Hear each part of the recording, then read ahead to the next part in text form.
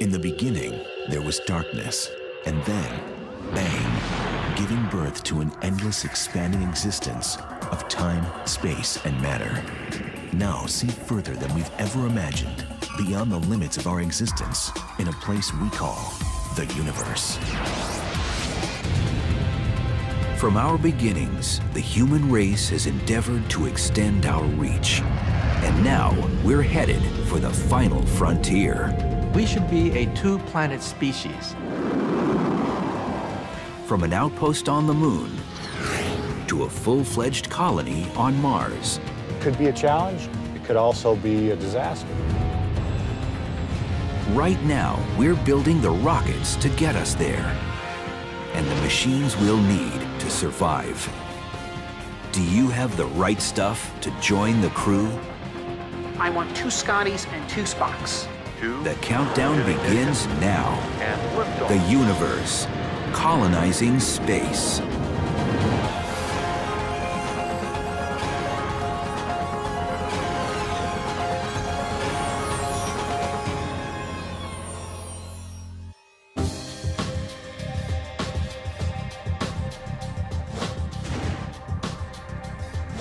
Colonizing space is no longer the stuff of science fiction. It's likely the first humans who will live on another world have already been born on Earth. For these pioneers, this adventure will be the ultimate cosmic camping trip. You need to bring everything you need with you. You need to bring a place to live. You need to bring the food you're going to eat. You need to bring the water you need to drink. Now, on Earth, at least, you don't need to bring the air you breathe, but when we go into space, we'll need to bring that too. Everything we need has got to be with us. If something's missing or if something breaks, it could be a disaster. We need to have everything we're going to use with us. We need to have it working. The success of space colonization will depend upon it.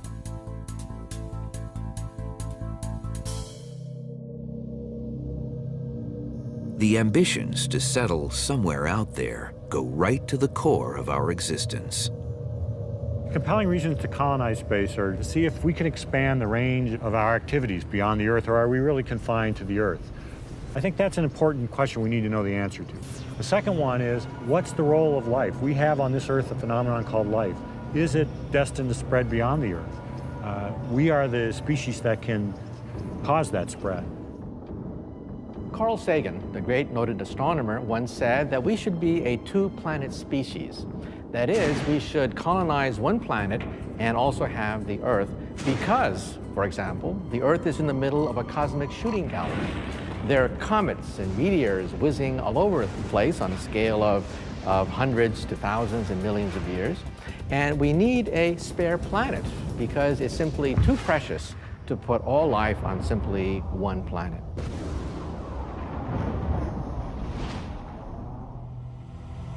In the vastness of space, there's one destination above all others that stands out as prime real estate for colonization. Mars is the grand prize of the solar system. It's the closest planet which human beings can settle. It's the closest planet that has all the resources needed for life and civilization. Mars, the 4th planet from the Sun. It's about half the size of Earth, and at its closest pass is roughly 35 million miles away. The ancient Romans associated its red color with hostility and named it after their god of war. But far from hostile, Mars has the potential to be the most hospitable planet after the Earth. The gaseous outer planets offer no solid ground. Among the inner planets, Mercury is too scorchingly close to the Sun. And Venus, though similar to Earth in size, is baked to 870 degrees Fahrenheit by a runaway greenhouse effect. It also has an atmospheric pressure that would crush any would-be human settlers. Mars does have its own pitfalls. It actually has extremely low atmospheric pressure, which would cause your blood to boil and then freeze. But a pressurized spacesuit can overcome that danger. And while it's cold on Mars, with typical daytime temperatures 20 to 40 degrees below zero, humans could easily survive wearing proper protection. Most important, the red planet, with its carbon dioxide-rich atmosphere, seems to have the natural resources we would need to keep a colony running. On Mars, we have carbon dioxide from which we can extract oxygen and make fuels from it. There's water vapor in the atmosphere and also in the polar caps. The soil on Mars, the regolith, has the minerals and various compounds we need in order to set up a colony on Mars. Today, Mars is a frozen desert. But photos taken by space probes show clear evidence of erosion. This means that not only did Mars at one time have water on its surface, but also that it may have once supported life. Finding evidence of previous life, even microscopic organisms, might make the difference between whether we establish a short-term base or a more permanent colony there. Long-range mission planning is already underway at NASA. The space agency plans to return man to the moon by 2020 as a stepping stone to a Mars mission. One of the major themes for the lunar exploration is called Forward to Mars. And within that theme, we'll be constantly thinking about how we will operate on Mars. The astronauts will be involved with studying how humans react to the planetary environment, how hard they can work, how much sleep they need, how much entertainment they need, how they will relate to mission control. We need to learn to deal with all of these issues that come with people living in far-reaching environments. An important step in preparing for a long wilderness trip is testing the gear. Setting up everything in a local spot, even in your backyard. Make sure you've got everything you need and it all works. In that same way, setting up a base on the moon is a practice run for setting up a base on Mars. We learn what to do, we learn all the equipment we need and how it works. We get everything working just right. Everything includes versatile robotic machines like Athlete, which stands for All-Terrain Hex-Limbed Extraterrestrial Explorer. Athlete is designed to carry cargo on the moon or Mars. The most important cargo we could carry would be a habitat. That's usually the largest single piece of any human mission. But Athlete can do much more than just haul cargo. Each side of the machine is equipped with high-definition cameras that give a 360-degree view of the surroundings and display it to an operator based either on the planet, in an orbiting spacecraft, or back on Earth. And each limb is like its own self-deploying Swiss Army knife. One of the things it can do is take one of its limbs and grab a tool out of a tool holster and use that tool to excavate. So we have built scoops and drills and grippers and other tools. One of the most interesting things is that if a leg were to fail on Athlete, the two adjacent legs could in fact grab tools and disconnect the one leg that's failed and amputate it and leave it on the surface. With equipment like Athlete, astronauts will be able to establish a long-term base on the moon and test how self-sufficient they can be. Only then, according to NASA, will we really know if we're ready to go to Mars. The real acid test of our understanding how to live in space will to take a crew of, say, 6 people, put them on the far side of the moon where they cannot see the Earth and have the psychological disadvantage of not being able to connect to the Earth, and see if they can exist for a year on their own with the systems that we designed for them.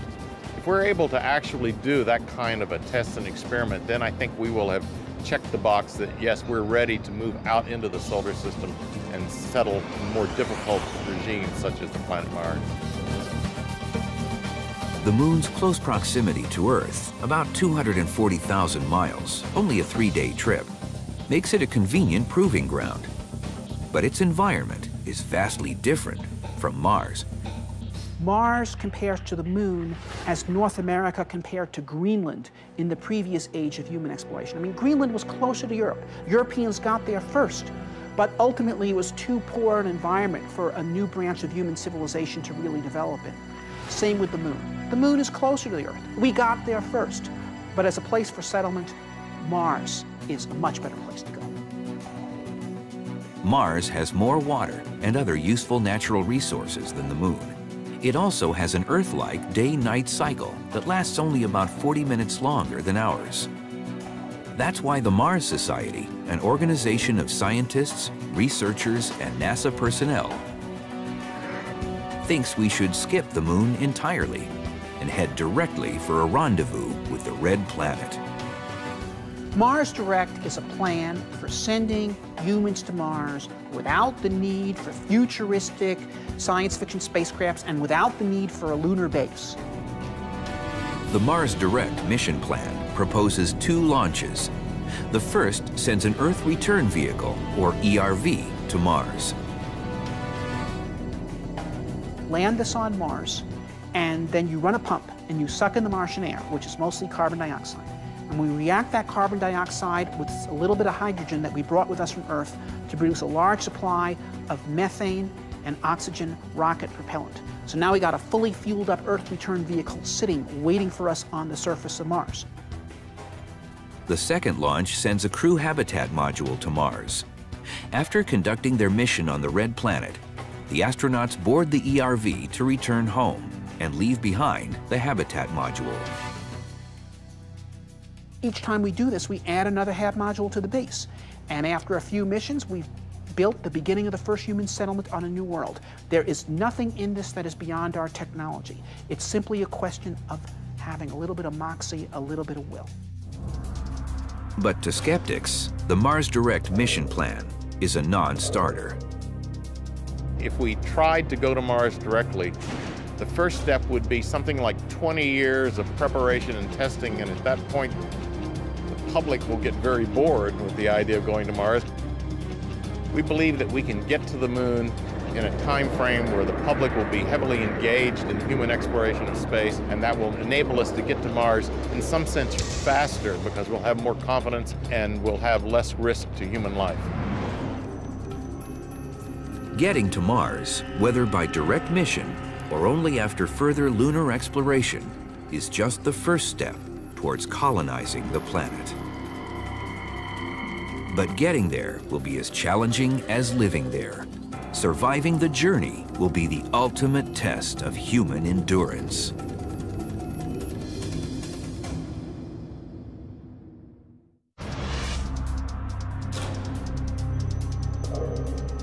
The trip to Mars is 6 months long. That's when the Earth and Mars are at their closest alignment, making it the best time to depart. Earth and Mars both go around the sun, but they go around at different rates. And every 2 years, Earth and Mars are on the same side of the sun, and so then that's when it's close. And then it only takes 6 months to get there. When Earth and Mars are on opposite sides of the sun, forget it. You're not going from one planet to another. Not with the technologies we've got. You got to wait for warp drive or something like that. There are new hardware elements that need to be developed to enable a human flight mission to Mars, but no new technology. Everything we need to make, we know how to make. We are much closer today to being able to send humans to Mars than we were being able to send men to the moon in 1961 when Kennedy started the moon program. And we were there 8 years later. 0, all engine running. The new hardware will include the Ares, the next-generation rocket that will launch man to the moon and beyond. The Ares should be ready for liftoff within a decade. It's about the size of the Saturn V of Apollo fame. Taller than a 36-story building, the Saturn V was the largest and most powerful rocket ever launched, capable of delivering a 53-ton payload into lunar orbit. But the Ares, using boosters derived from the space shuttle, will be able to muscle an extra 22 tons of cargo on each trip to the moon. So if you have very large rockets, you can have fewer launches in order to assemble the spacecraft that goes to Mars. So the large rocket is really a product of the desire to ultimately look at Mars in our exploration scenarios.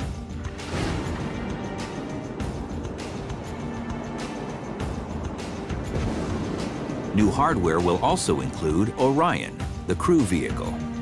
It will be more than 2.5 times the volume of an Apollo capsule.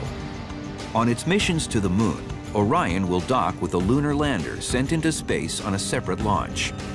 Unlike Apollo spacecraft, Orion will orbit the Moon unmanned, while lunar explorations take place. The astronauts will redock with Orion for the return to Earth. This new crew vehicle will borrow much of its hardware from the space station.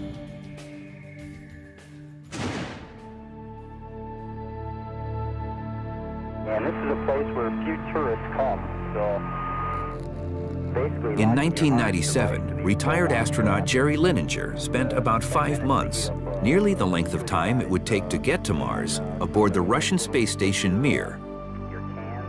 While on the long mission, he overcame many dangers, including the most severe fire ever on an orbiting spacecraft.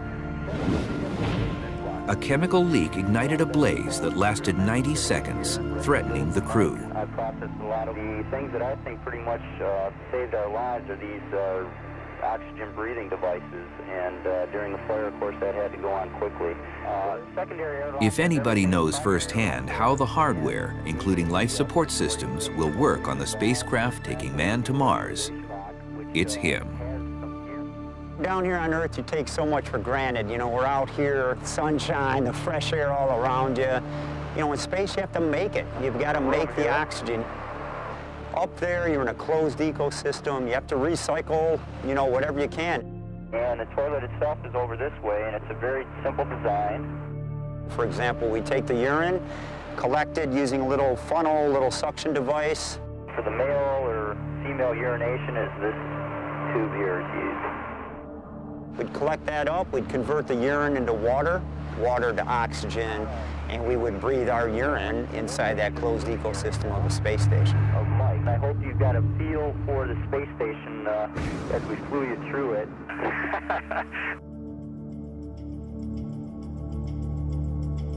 New hardware will also provide power from clean, reliable sources.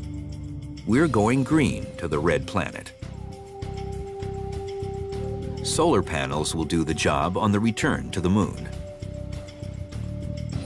But the longer journey to Mars will require another power source. As we get off to Mars, the solar insolation, the intensity of sunlight at Mars, is only about half that at the Earth. So solar panels are less effective. We may have to think carefully about using nuclear power sources in some of these spacecraft.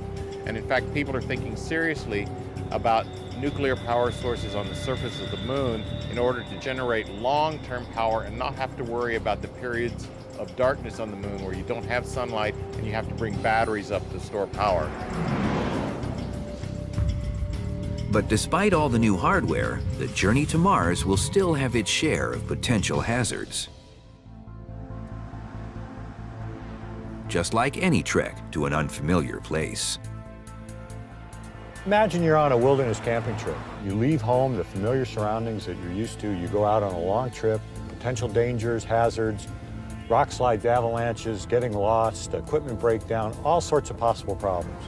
But you want to go anyway. You prepare, you go out. It could be an adventure. It could be a disaster. Going to the Moon and Mars is going to be like that too. You leave the familiar surroundings of Earth, you go out in space, potential problems, issues, equipment breakdown, many of the same kind of problems that you might have on a camping trip, the astronauts might face on Mars. It could be a challenge, it could also be a disaster.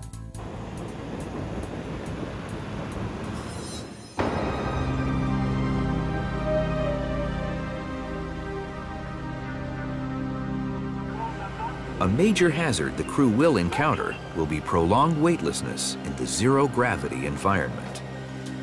Easy in 0G. Oh yes, it's true. Relieved of bearing its usual load, the human skeleton starts to deteriorate. There's a loss of calcium phosphate, a chemical critical to the rigidity of bones. and the number of bone cells actually decreases. For 24 hours a day, you're floating, and your body very smartly starts physiologically to adapt to that new circumstance. So in order to counter that, try to keep your strength up, I get on a treadmill. At 2 1-hour periods a day, it's about all you can muster up there. In spite of that, came back at about 65% of my pre-flight strength level, a lot of muscle atrophy, and more significantly, about a 14% bone loss. Hips, lower spine. You get up in space, you're floating effortlessly, the bone just keeps dumping calcium. And that could be a showstopper on a long-duration flight. It was only through intense physical training after his return to Earth that Lineker was able to reduce his bone loss from 14% to 2%. The debilitating effects of weightlessness remain an issue that must be addressed before we set foot on Mars, let alone colonize it. Research continues on a possible solution. A lot of people have looked towards artificial gravity, which means you spin the spacecraft up and you end up with a gravity, and that would sort of help load your bones, because when you're in weightlessness, your fluids are shifting, your bones are unloaded, and you lose about 2% of your bone mass per month. It would be a large hurdle because in order for crews to be healthy when they arrive on Mars, they need to be strong for the entire trip. Nobody's ever built a rotating spacecraft before, so nobody wants to be the first person. But most people believe that some kind of artificial gravity with a rotating spacecraft on the way to Mars is actually the way to do the mission. Missions headed for Mars also face danger from solar storms. High-energy particle bursts unleashed from the sun could wipe out a crew if they aren't prepared for the onslaught. So radiation is one of the largest showstoppers in terms of technology that needs to be developed for a future vehicle. The easiest way to deal with that is just make a storm shelter, so that if you can somehow predict when the solar storms are approaching, which you would do with various navigation satellites and relaying them from Earth, then you could get into the shelter and wait it out and then be able to go back into the spacecraft. And then similarly on Mars, when you know that there's a storm coming, you would go into a shelter. The journey alone will make colonizing Mars an unprecedented challenge, but the enormous risks come with historic rewards. No decision is more important than who gets to go. Think you have what it takes to be a space pioneer? Get in line. There are people already training for the job.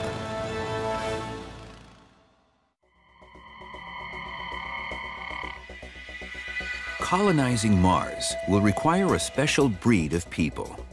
With missions that could last more than 2 years, selecting those with the right stuff to be planetary pioneers will be critical to the success.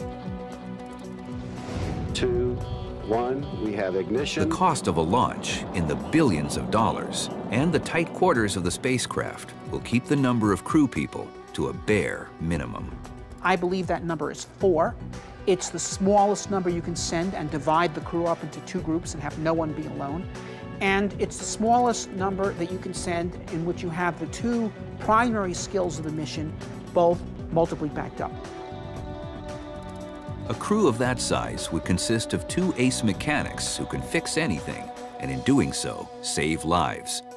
Joining them would be 2 field scientists, the intellectual payload. So in Star Trek terminology, I want 2 Scotties and 2 Spocks.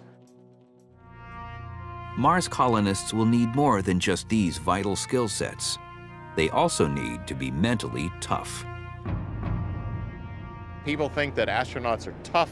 They will just always obey commands and will operate according to plan. But they are human, and humans in these situations do develop strange psychological reactions. We really have to understand that, because that's part of the crew selection process.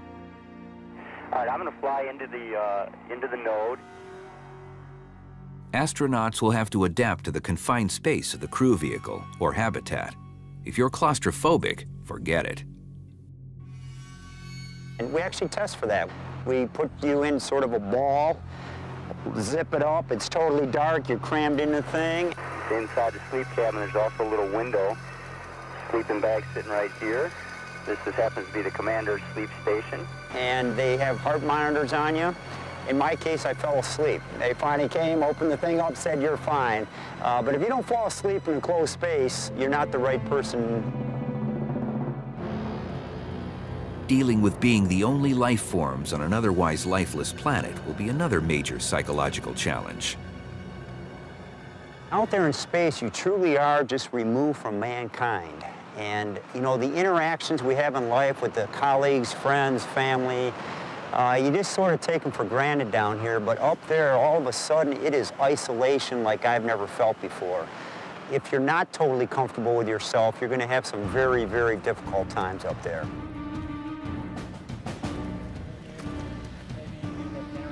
So it's been 4 months simulated Mars mission. Everyone's doing great. To train people for this extreme mission, the Mars Society has built 2 Mars analog research stations to practice simulated missions. Crews consisting of as many as 6 people, mostly university scientists and NASA personnel, operate under many of the same constraints that astronauts will endure on Mars. They don't go outside without wearing spacesuits. They live on Martian time, 37 minutes longer than an Earth day. Their communication with Mission Control in Denver is on a 20-minute delay to simulate the time it takes for a radio signal to go from Mars to Earth.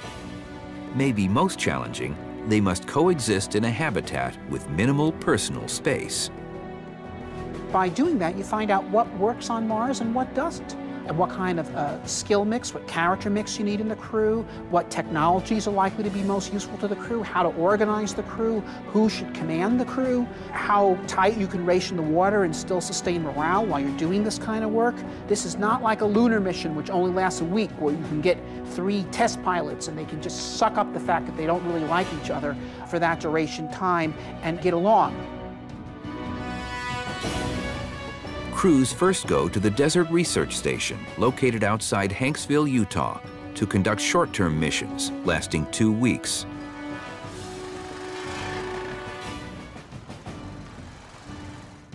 During that time, they perform EVAs, extravehicular activities, such as collecting soil samples for geological study. After completing their desert work, the crews are ready to join longer missions, lasting up to 4 months, at the research station on Devon Island in the Canadian Arctic. Devon Island is one of the key places that you can conduct Mars research because of its isolation. It's the largest uninhabited island in the world. There are no signs of life around, maybe some bacteria and algae growing on the rocks. And also because the crater formation that the research station is located on is similar to a crater that you would typically find on any planet. There's a lot of permafrost up in the Arctic, and drilling into there looking for microbial life could be a similar experiment to what you would do on the surface of Mars. We're going on our radiation/weather station EVA. We'll be taking readings of the surrounding area. In addition to conducting field research, scientists at both stations also study each other as part of what they call human factors. The human factors research looks at the interactions between humans and computers, the interactions between humans and their environment, and with each other. By learning how we're going to react with each other in different situations, we can then learn how a crew will react together on the way to Mars or on the surface of Mars. A lot of our findings sound very obvious, but they have not really been paid attention to before. For example, the very first thing you learn is that this activity, a field exploration while wearing a spacesuit, is a physical activity. The amount of exploration is very much contingent upon your physical fitness. So what is this saying? It's saying you don't want to go to Mars in 0 gravity if you want to actually get anything done, because you'd be deconditioned. Another key finding was determining how little water humans need to survive. It's a drop in the bucket compared to the 125 gallons a day the average person uses. We have found that with careful rationing and with the right kind of crew, we can limit water use down to about 3 gallons a day per person, taking sponge baths every other day instead of showers every day, and carefully rationing it. But if we try to cut the water down much below that, then it does in fact start interfering with morale in a serious way. And this is a very important number to know from the point of view of the engineer designing the mission and how much mass you need to ship. The Mars Society shares data from its Arctic and desert research stations with NASA. The space agency will study the findings as it plans a future base on Mars, the next step to colonizing the planet. See you soon. Space.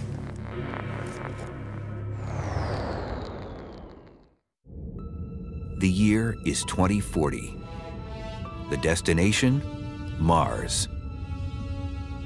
After decades of careful study and research, the first human explorers are on their way to the Red Planet. After completing the 6-month journey from Earth, the longest manned space trip in history, it's time to land on Mars. But where's the best place to touch down?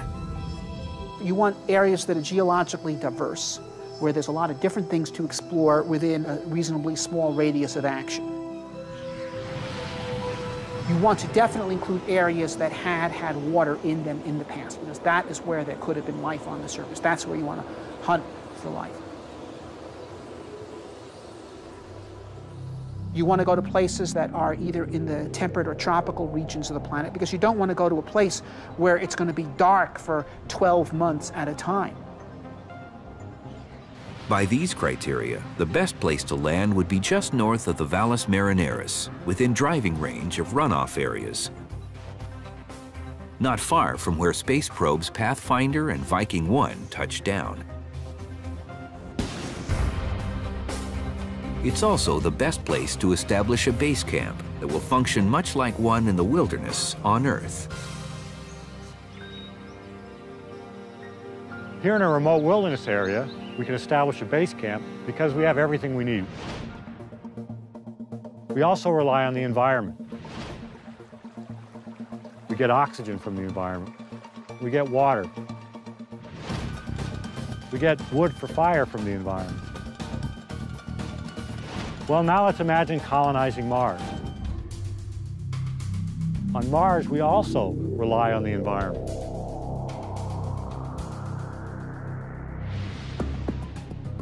Colonizing Mars is going to require using the oxygen from the Mars atmosphere that we could derive from the carbon dioxide,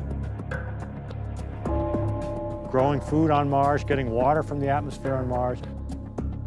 The same mix of resources from the environment and material that we've brought with us is what's required to allow us to successfully colonize space.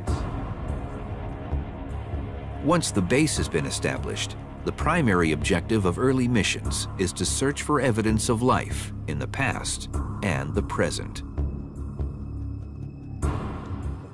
Using radar, astronauts attempt to locate groundwater within a few hundred yards of the surface, then bring it up with drilling rigs. Samples will be studied under microscopes in the crew habitat to see if they contain evidence of life. If the planet proves capable of supporting life, then it would be viable for astronauts to construct greenhouses and cultivate crops using Martian water, soil, and sunlight. As they search for life, these pioneering astronauts will have to contend with the one force that could bring the lofty ambition to colonize Mars back down to Earth. That's gravity. The gravity on Mars is 1/3 the gravity on Earth. We don't know if that's enough gravity to allow for healthy bones and muscles. If Mars gravity is not suitable for human long-term survival, then it may become the place we visit. We may go there for a week or so. It's a tourist attraction, but it's not a home. And so that's a fundamental question that needs to be answered. Is 1/3 gravity enough gravity for us to live biologically fit lives? My guess is the answer is yes, but we have no direct data, so we can only guess. Discovery and Alpha, capture confirmed. And ISS is in... Getting direct data will be vitally important. Houston, copy. So will communicating it to Earth. The lag time in radio communication between the Mars crew and mission control, as much as 40 minutes depending on planetary alignments. will affect how the astronauts conduct their research. It certainly means that the Mars crew is going to have to be a lot more autonomous than you could have with human crews in Earth orbit or on the Moon. You're not going to be talking to the Mars crew, okay, now step 2 steps to the left and head towards the rock. They are going to have to make their own decisions, and I think more generally the Mars mission is going to have to be led from the front, and that the commander of the Mars mission will be in the Mars mission, and rather than have mission control, we will have mission support on Earth. Good luck. Back to work now. Back to work, all you guys. The habitat that will house the astronauts offers a preview of structures that could form the first settlement on Mars. As proposed in the Mars Society's direct plan, the initial habitat will be the crew vehicle itself. The tuna can, as its proponents call it, is about 20 feet tall and 27 feet in diameter. It has 2 decks, the upper level for cabins and a common area, the lower one for lab and workspace. We have found in our field work that while these are tighter quarters than most Americans are used to living in, they're not that bad. You don't really feel that crowded. We tend to keep the private bunks very small so that we can maximize the public space, you know, the wardroom where people hang out. If you've got a healthy crew where the people want to associate with each other, then this is clearly the best way to ration the available space.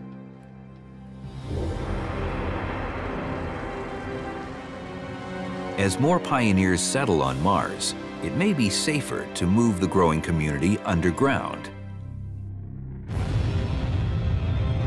Because it's a terribly dangerous place. There are sandstorms that can hit and knock over any surface establishment. There's horrible ultraviolet cosmic rays effects. You're going to want to save people's lives, save their reproductive abilities. You're going to want to have a place where you can raise children. You're not going to do that at the Martian surface. You're going to be doing that underground. Under those circumstances, it would be more like vast urban malls. Probably very nicely lit, nuclear and solar power. It shouldn't be a terrible life, providing that they get to a tipping point in technology, a tipping point in support from the outside world.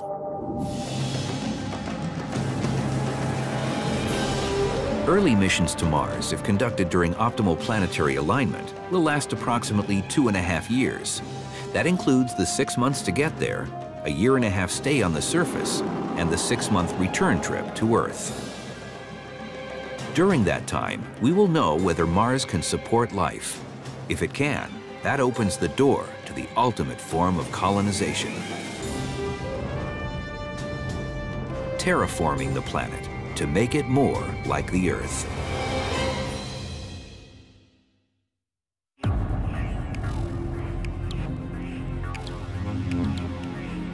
Once humans establish a self-sufficient base on Mars, the next major advance in space colonization, say advocates, will be to terraform the planet, a process that will make Mars Earth-like. Wherever humans have settled, they've remade the environment to suit their needs. Mars may not be any different. Terraforming is perhaps the ultimate way to create a new Garden of Eden in outer space. And how would we do it? Take a look at Mars. Mars is a frozen desert. First, we would have to raise the temperature. We know how to warm up planets. We're doing it right here on Earth, where it's not a good thing. Whereas on Mars, it would be a good thing. So in fact, we could do the same things we're doing on Earth, putting in the atmosphere greenhouse gases, which would cause the planet to warm. On Earth, that would be pollution. On Mars, it's medicine. Calculations have shown that the amount of greenhouse gases that we need to introduce to Mars are reasonable. They're not really way beyond what we can imagine to produce. But the amount is also too large for us to bring it from the Earth to Mars. That means that those gases have to be produced on Mars. We would need to set up factories to produce those gases and then release them into the environment. These factories would combine elements taken from the Martian environment convert them to non-toxic fluorocarbon gases, and vent them into the atmosphere. Experts estimate in about 100 years, these greenhouse gases will have terraformed a cold, dry, dead planet into a warm, wet, life-supporting world. It's interesting to think about what would Mars look like after 100 years of warming. It would be bluer than it is today. You'd see large patches of water. You start seeing little fringes of green around the margins of these blue areas. And then with time, this infestation of green would move away and up and into the mountains. And eventually, you'd see a world of blue and green with little islands of red that remain, almost like national parks preserved. Even in the first stages of terraforming, the temperature will rise and also the atmospheric pressure will rise. That will mean that humans will actually be able to go out just in suits that really press down on their skin in order to recreate some pressure and with an air mask. And that would really make it much easier to go outside. It would probably take quite a while for Mars to become really a place like this, where we're in a greenhouse at the Los Angeles Arboretum. It would definitely take a while before we have such a paradise as this. But we can start from very basic algae, mosses, maybe grasses. While this is going on, genetic engineering of the people themselves could also be taking place, so that you are breeding in, either through selection of your offspring or possibly even genetic manipulation, generations of citizens who need less gear when they go out on the Martian surface. Their skin is less fragile to the ultraviolet, to the low-density atmosphere. And eventually, they just need their respirators less and less. As the atmosphere increases, so does their ability to meet the atmosphere halfway. And these would be the beginnings of the true Martians, the people who could actually make this world their own. NASA itself is not interested in terraforming planets, partly because it sounds very science fiction-y, but partly because there are real ethical questions involved. You will find a lot of people who believe that human beings should not go into space because we will just destroy things in the way that we've destroyed our own planet, and that we need to preserve the Moon and Mars and the other planets the way they are for scientific investigation. Whether we should terraform Mars is an issue for future generations to resolve. It's a very distant point on a space colonization timeline that could begin with this generation.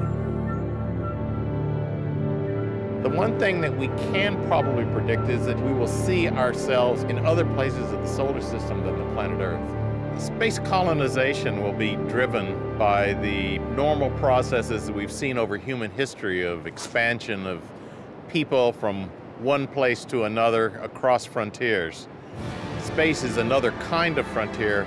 It's a technologically challenging frontier, but the human species has been extraordinarily resourceful over its history in its ability to adapt and to overcome challenges like the frontier of space. My son, maybe someday he'll follow in Dad's footsteps. And I would be awful proud knowing that you blazed the trail. And, you know, he can do it. You know, next generation, who knows where they'll be.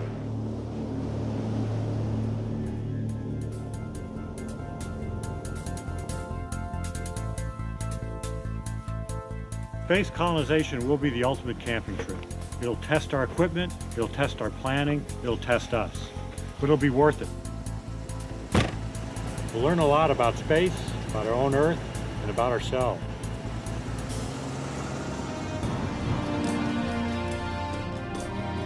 Whether it happens on Mars or somewhere else, maybe even beyond our solar system, space colonization won't be driven by the desire to plant a flag, but rather a seed. In the future, when we gaze into the heavens and ask, "Is anybody out there?" the answer just might be, yes, it's us.